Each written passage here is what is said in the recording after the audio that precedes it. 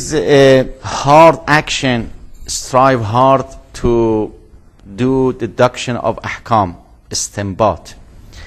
And the root of ijtihad is juhd and also jihad, all the same root. And when we say somebody is mujtahid, it means that he or she is trying to find out the law of Islam, fiqh and sharia. So when we talk about ijtihad in one side should deal with usul al-Fiqh.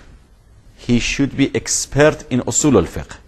He should know the methodology of the wrong ahkam. On the other side, he, mujtahid, should be familiar with the Holy Quran and with hadith to know the ahkam and the law that in Islam sharia. So a mujtahid should do his best or her best to understand the ahkam from its sources, from the Holy Quran and also from hadith. This is the meaning of ijtihad. But again, we go to historical development, and Muhammad can continue. In Sunni school of fiqh, the study of principles is generally recognized to have been introduced by Muhammad ibn Idris Shafi'i. Ibn Khaldun, in his famous Muqaddamah, in the section in which he discusses the various sciences and skills, tells us, the first person in the study of the principles of jurisprudence to write a book was Shafi'i, who wrote the famous treatise. In that treatise, he discussed the commands and prohibitions, the traditions, abrogation, and other matters. After him, the Hanafi ulama wrote similar books and brought extensive research into practice. However, various problems of principles, such as the commands and prohibitions and generalities and particularities, had previously been raised by Shiite ulama, who had written a treatise about each one of them.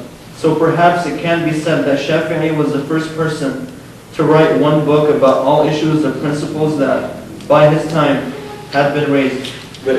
Thank you. So when you want to know the historical development of usul al-Fiqh, not fiqh, usul al-Fiqh, which means that the principles of sharia. In Ahl Sunnah, it goes back to Ash-Shafi'i.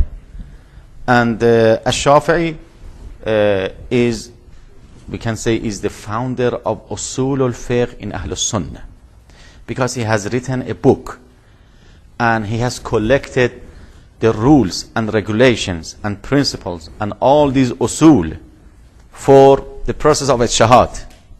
They put in one book, and he called Risalatul, the name is Treatise on, let me find the exact name of his book. He says Shafi'i, who wrote his famous treatise. I didn't mention the name, but just Risala, maybe Risala in Usul al-Fiqh. So, but for Shia, it goes back to Imam alayhim as-salam, because when you refer to hadith, you will find some usul, some rules of istinbat, of fiqh in hadith of Ahlul Bayt. For example, Imam Sadiq alayhi salam, Imam Baqir alayhi salam, they teach their students and their followers the way that how can they evaluate, how can they draw ahkam from hadith and Quran. There are many hadiths from Imam Baqir and Imam Sadiq talking about usul al-Fiqh, and they have collected all in several books. So we can say Usul al-Fiqh for Shia goes back to A'imma alayhim salam. But Usul al-Fiqh for Ahl Sunnah goes back to Imam al-Shafi'i. In last paragraph, in page 4, I gave you some names for Shia school, and later on you can refer and you can read. For example, Sayyid Murtaza Alam al-Huda, and also Shaykh Tusi, Shaykh al-Ta'ifa, and then Wahid Behbahani in page 5.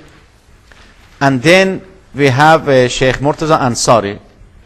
I have mentioned these names Because for Usul al-Fiqh, these names and these 4 or 5 scholars are very important.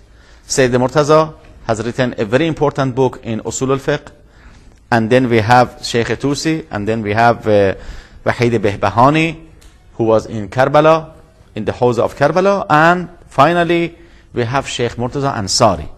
That for Sheikh Murtaza Ansari, I mentioned here that his 2 books, you see in second paragraph in page 5, last 2 lines. His 2 books, Fara'id al-Usul, on the subject of principles and Usul al-Fiqh, and Makasib, on the subject of Fiqh and jurisprudence, are today both used as textbooks for the students of religion in Hawzeh.